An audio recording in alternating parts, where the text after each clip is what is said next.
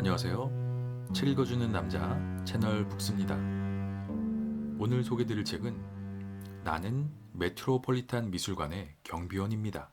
라는 책입니다. 패트릭 브릭리 저자이고 웅진 지식하우스 출판입니다.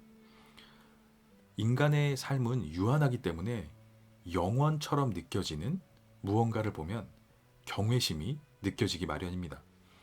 우리가 인간이 가질 수 없는 어떤 무한한 지속성을 가지고 있기 때문이 아닐까, 그런 생각을 해봅니다. 그래서 그런지 수백, 수천 년의 세월을 거쳐온 어떤 예술 작품들을 보면 자기도 모르게 감동의 눈물이 흐르거나 경이로움 같은 걸 느끼게 되는 것 같습니다.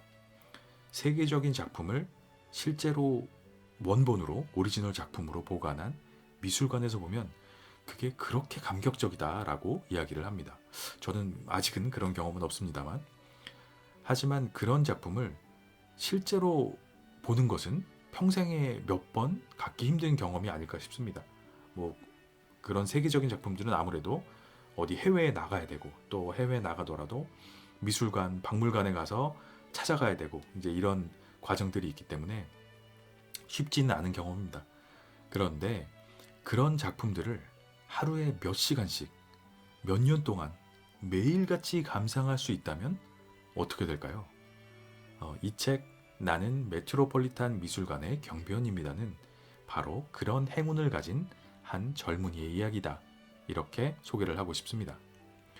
이 책의 주인공은 이름만 대면 알만한 직장에 취직해서 남부럽지 않게 자리를 잡아가던 전도 유망한 젊은이였습니다.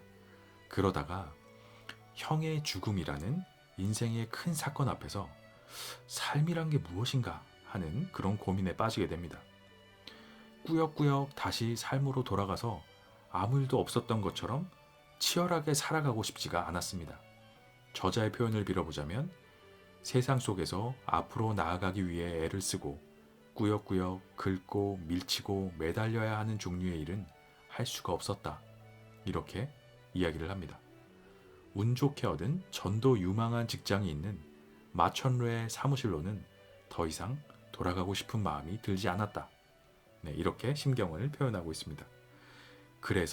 그리고 택한 직업이 바로 이 뉴욕 메트로폴리탄 미술관의 경비원이었습니다. 미술관의 경비원이 되기로 마음먹은 순간 앞서서 했던 모든 고민이 한 번에 해결되었습니다. 오히려 그런 생각을 했다고 합니다. 해결책이 이렇게 간단해도 되는가? 이런 생각마저 들었다라고 합니다. 형의 암투병과 죽음으로 받은 충격을 회복하기 힘들었던 저자가 미술관의 예술 작품들에서 위로를 받게 됩니다. 본문 중에서 그 부분을 짧게 한번 발췌해서 읽어봐 드리겠습니다. 매우 아름답지만 당돌알이 많지 죽은 게 확실한 젊은이를 그의 어머니가 온몸으로 바치고 있는 장면이다. 마치 아들이 살아있는 것처럼 그를 껴안고 있는 어머니를 그린 이 그림은 통곡 혹은 피에타라고 부르는 장르에 속한다. 우리는 경배를 할 때 아름다움을 이해한다. 통곡을 할 때 삶은 고통이다라는 오래된 격언에 담긴 지혜의 의미를 깨닫는다. 위대한 그림은 거대한 바위처럼 보일 때가 있다.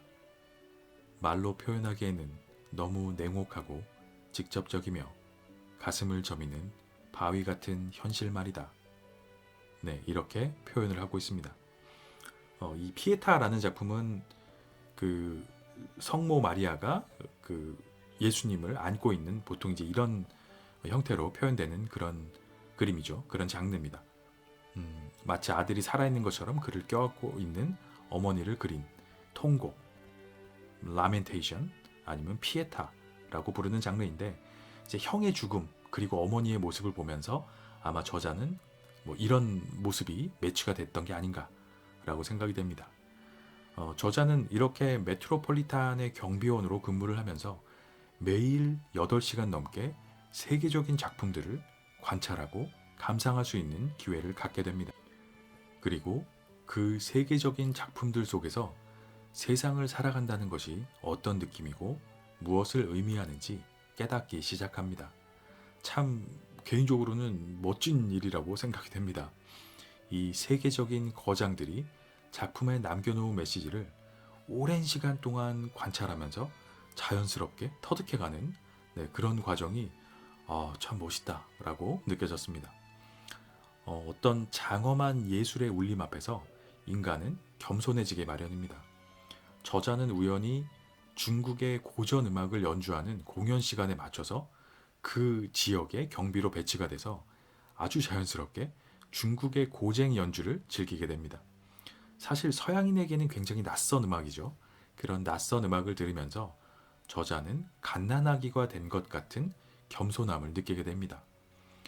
어떤 세계적인 명화나 클래식 음악을 들을 때 느껴지는 그런 감동은 인간의 위대함을 보여주기도 하지만 또 반대로 우리 하나하나의 인생이 이 끝이 없는 우주와 위대한 예술의 세계 앞에서 얼마나 작은 존재인지 또 그런 겸손함도 깨닫게 해주는 것 같습니다.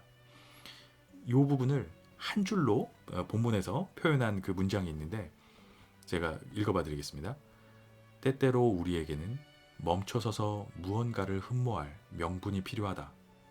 예술 작품은 바로 그것을 허락한다. 네, 이렇게 표현하고 있는데 개인적으로 참 멋있는 문장이다 라는 생각이 들었습니다. 때때로 우리에게는 멈춰서서 무언가를 흠모할 명분이 필요하다. 예술 작품은 바로 그것을 허락한다. 네, 이런 표현입니다. 예술이 없는 인생은 참 무미건조할 것 같습니다. 이 책을 읽고 제가 가장 많이 든 생각은 너무 부럽다라는 생각이었습니다. 사실 이런 그 큰 미술관이나 박물관은 빠른 속도로 훑어만 보는 데에도 한참이 걸리죠. 하루 종일 뭐 봐도 다 못 본다 이런 얘기들이 있죠. 그런데 이런 이 거대한 메트로폴리탄 미술관을 아주 천천히 하루 종일 구경할 수 있는 그런 역할입니다. 저자의 일도 하고 돈도 받으면서 이런 그 여유도 즐길 수 있는, 그렇죠. 관람료를 내는 게 아니라 오히려 돈을 받으면서 하루 종일 여유롭게 구경할 수 있죠. 하나의 미술 작품을 몇 시간씩이라도 감상할 수 있습니다. 뭐 사실은 몇 시간을 감상할 수밖에 없죠. 근무 시간이 한 자리에서 8시간씩 이렇게 있어야 되니까. 심지어 그 미술관이 휴관하는 휴관일에는 휴관일에도 근무를 신청할 수 있다고 해요. 그러면 평소보다 보수를 2배로 받으면서 관람객이 하나도 없는 한적한 미술관을 구경하면서 근무하면서 구경할 수 있다고 합니다. 이거야말로 정말 아무나 가질 수 없는 특혜라고도 볼 수 있을 것 같아요. 세계 최고의 예술품들을 그야말로 전세 냈다고 그러죠. 전세 낸 듯이 혼자서 감상할 수 있는 그런 기회까지 있습니다. 정말 세계 최고의 직업 중에 하나가 아닌가 이런 생각을 해봅니다. 이런 것과 관련된 그 본문의 부분을 또 짧게 한번 읽어봐 드리겠습니다. 나는 아프리카 미술 전시관에 홀로 남겨진다. 월요일에는 근무자들이 더 띄엄띄엄 배치되기 때문에 완전히 혼자다. 전시관을 탐험할 기회인 셈이다. 나는 먼저 베닌 시티에서 온 유명한 보물들 쪽으로 다가간다. 미켈란젤로가 시스티나 예배당의 벽화를 그리고 미마르 시난이 이스탄불의 거대한 사원들을 지을 무렵 당시 베닌 시티의 예술가들은 수세기 동안 그 지역에서 타의 추종을 불허할 만큼 뛰어난 상아와 황동 작품들을 만들었다. 네, 이렇게 표현하고 있습니다. 이게 박물관, 미술관에 구경을 간 사람이 아니라 일을 하고 있는, 근무를 쏘고 있는 사람의 그 상황인데 굉장히 부러운 상황입니다. 이렇게 저자는 몇 년간의 미술관 경비원 생활을 하면서 득도를 하듯이 뭔가를 깨닫게 됩니다. 인생은 어떤 일이 있어도 계속된다. 또 우리는 살아가야 하는 존재이고 우리의 역할은 계속해야 한다. 이런 어떤 삶의 진리들을 스스로 깨닫게 됩니다. 형의 죽음으로 잠시 멈춰져 있던 것 같은 저자의 삶이 다시 흐르기 시작합니다. Show must go on 이라는 말이 저는 개인적으로 떠올랐습니다. 저자는 다시 용기를 내어서 인생의 새로운 챕터를 계획하고 실행을 합니다. 그렇게 또 삶이 흘러갑니다. 저자는 본문 중에서 이렇게 이야기를 하고 있습니다. 복잡한 세상은 멈추지 않고 계속해서 돌아간다. 우리는 삶을 살아가야 하고 삶은 우리를 내버려 두지 않는다. 라고 이야기를 하고 있습니다. 굉장히 오랜 시간 어떤 수련을 한 그 스승들의 지혜 같은 그런 말입니다. 이 책 나는 메트로폴리탄 미술관의 경비원입니다. 이 책을 읽고 저는 개인적으로 느낀 것이 결국 인생은 예술과 맞닿아 있다라는 사실입니다. 예술은 우리가 모르는 천상의 세계를 표현하지 않습니다. 설사 천국을 그린 그림일지라도 그 안에는 지상에서 살아가는 우리 사람들에게 주는 메시지가 담겨 있다라고 생각이 됩니다. 인생은 짧고 예술은 길다라는 히포크라테스의 말도 생각이 납니다. 우리는 사실 100년도 안 되는 짧은 생을 살아갈 수밖에 없는 그런 유한한 존재입니다. 망설이고 주저할 시간이 없다라는 생각이 됩니다. 길고 긴 시간을 존재하면서 사람들에게 감동과 메시지를 전해준 이런 예술을 보면서 그 안에 담겨있는 선조들의 이야기에 귀를 기울이게 됩니다. 지금의 삶에 최선을 다해라. 망설이지 말고 앞으로 나아가라. 이런 이야기를 전해주는 게 아닌가 이런 생각을 해봅니다. 이 책을 읽으면 눈앞에 이런 예술작품들이 막 펼쳐지는 것 같은 그런 정말 멋있는 책이다라고 소개를 드리고 싶고요. 이 저자가 예술품들을 스승님 삼아서 인생의 도를 깨달아가는 그 여정이 참 의미도 있고 감동적이고 그런 책입니다. 참 멋있는 책이다라는 생각을 해봅니다.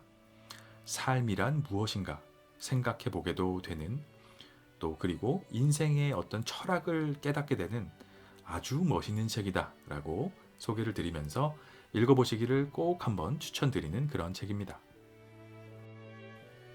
나는 메트로폴리탄 미술관의 경비원입니다. 패트릭 브링리 웅진 지식하우스 1장 가장 아름다운 곳에서 가장 단순한 일을 하는 사람. 메트로폴리탄 미술관 지하층에 경비원 배치 사무실 앞에 빈 예술품 운송 상자들이 쌓여 있다. 1층의 무기와 갑옷 전시관 바로 아래에 있는 사무실이다. 놓여있는 운송 상자들은 형태와 크기가 제각각이어서 커다란 박스처럼 생긴 것도 있고 캔버스처럼 폭은 넓고 두께가 얇은 것도 있다.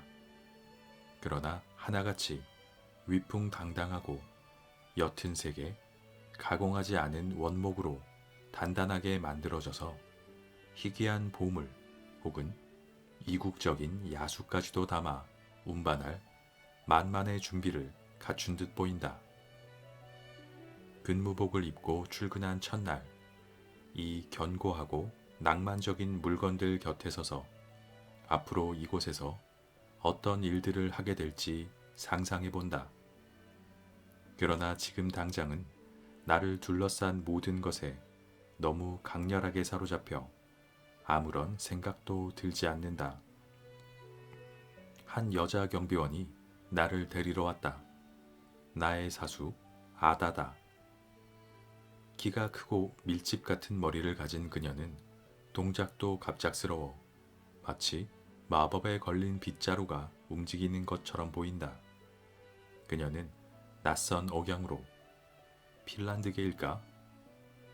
인사하며 내 짙은 푸른색 상의에 떨어진 비듬을 털어내고는 근무복이 잘 맞지 않는 것에 눈살을 찌푸린다. 그러고는 운송 중인 예술품 우선이라는 경고 표지판들이 붙어있는 노출 콘크리트 복도 쪽으로 휘휘 손짓하며 나를 데려간다. 성배 하나가 카트에 실린 채 미끄러지듯이 옆을 지나간다.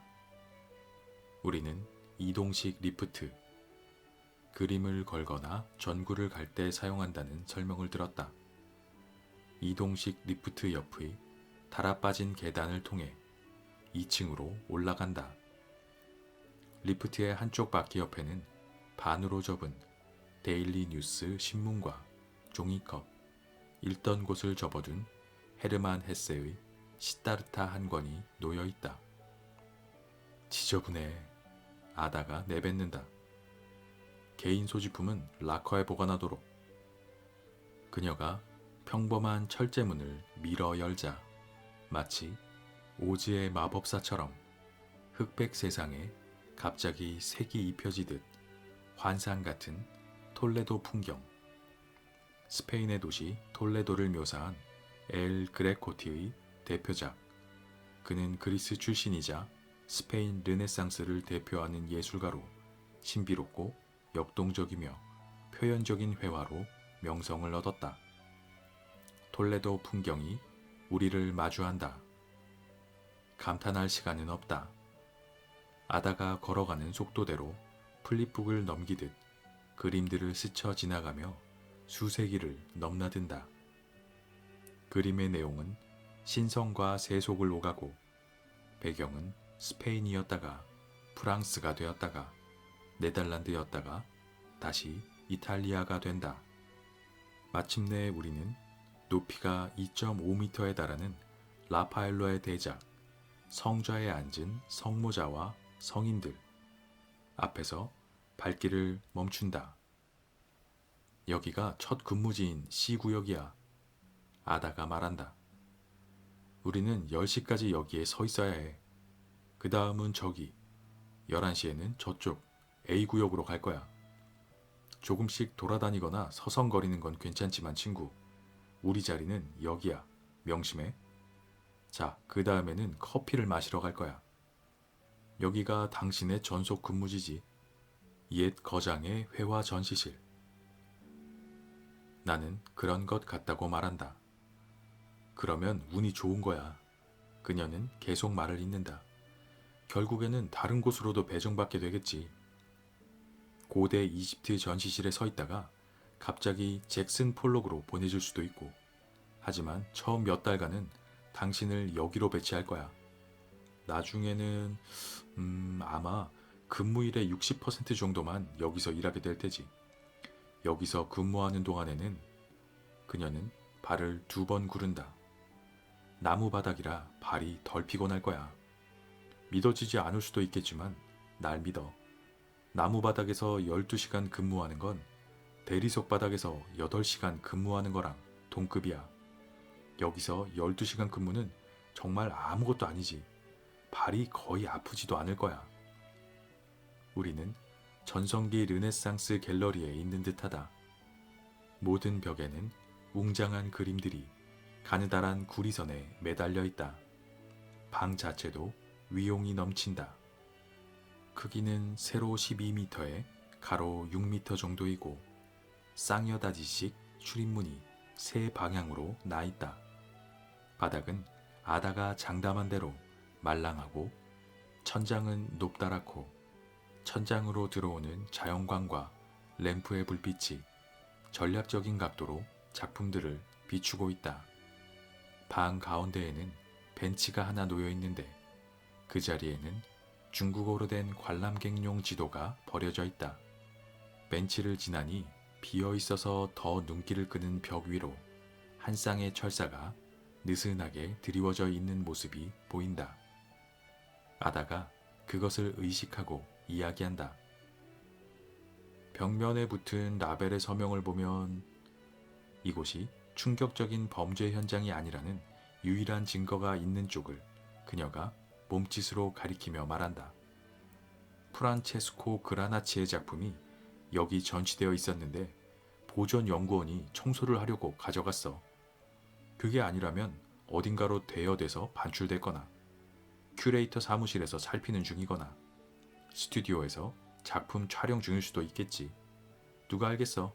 하지만 어떤 경우에도 항상 이런 라벨이 남겨져 있을 거야.